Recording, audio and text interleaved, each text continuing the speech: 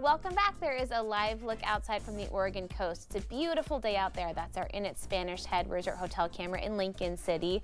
Thanks for watching Afternoon Live. After becoming passionate about bats and learning about the threat of their survival in North America, our next guest set out to make a feature documentary focused on finding a solution to protect these misunderstood creatures.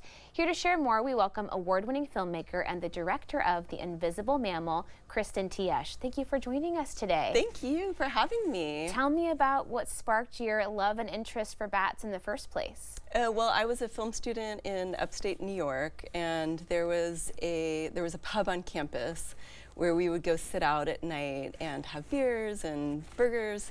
And I remember this one time, like, I thought I saw something fly by my head, and I looked up and the sky was just filled with bats. And then flash forward 10 years later, I'm back in my apartment and I was reading an article in the New Yorker magazine about how bats were being killed by the millions by this disease called white nose syndrome that was spreading all across North America.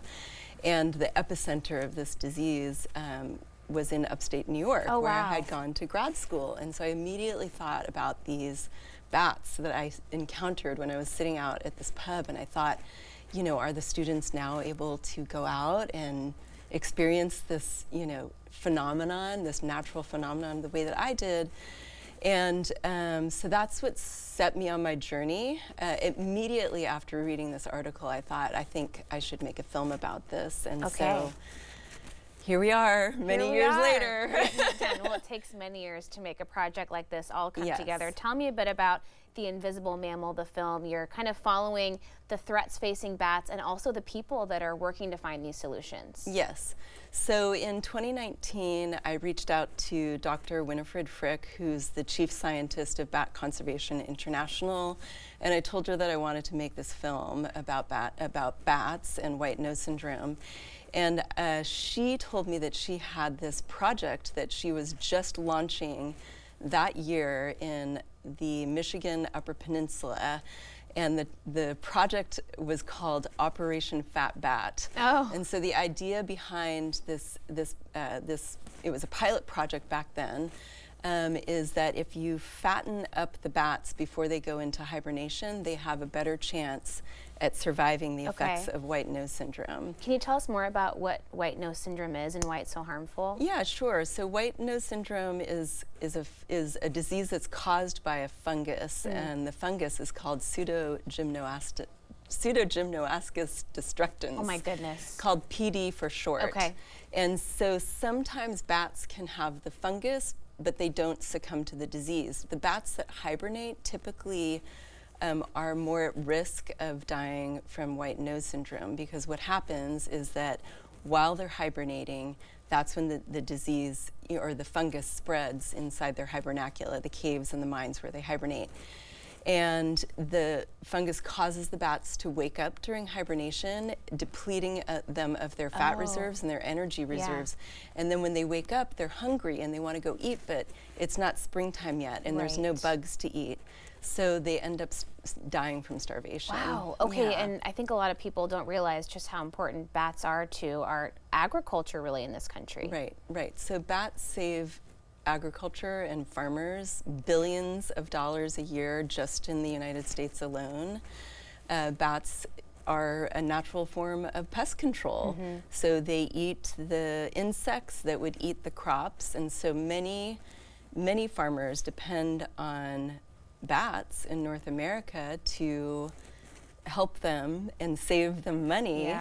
You know, otherwise they would have to spend all this money on pesticides, and pesticides are really bad for us too as humans. So pesticides cause cancer, and they've been linked to infant mortality as well. So we want the bats around in order to have a healthy, balanced ecosystem. What can people do if they want to get involved and help with conservation?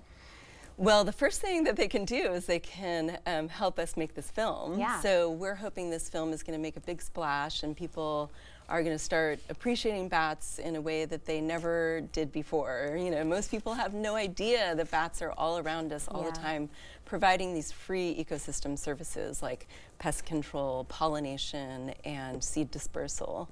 So we want people to pay attention and follow the Invisible Mammal and help us make this film.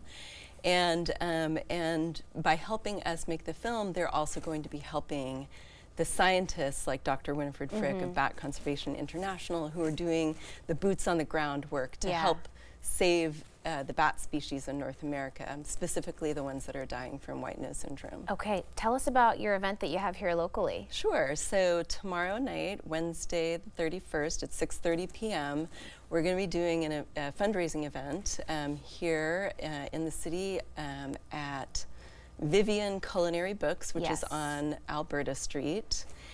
And you can find that on their website if you're interested in coming to the event. And we're going to be showing exclusive clips from the film, so clips that nobody has seen before. There's even a clip of, we followed a scientist who is from Ashland, Oregon. So we're actually trying to keep it Oregon-centric. So we're going to show the clip that features the scientist Dr. Alice Chung McCoubry, who lives in Ashland, and she works for the National Park Service. And she actually was the scientist that detected the fungus that causes white nose syndrome for the first time in California in 2019. Okay. So we're going to be showing that clip. We're also going to be featuring a couple different speakers, not just me.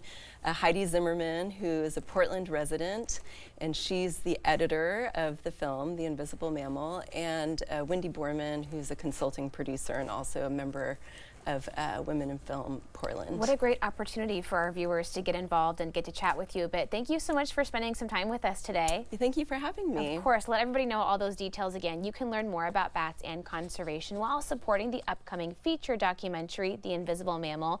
Registered attendees will see exclusive clips from the film and engage in Q&A after the viewing. The Bat Movie Benefit is tomorrow at 6:30 at Vivian Culinary Books. It's on Northeast Alberta. We'll have more information about the event and the documentary on our website at katu.com. We'll be right back with more Afternoon Live right after this.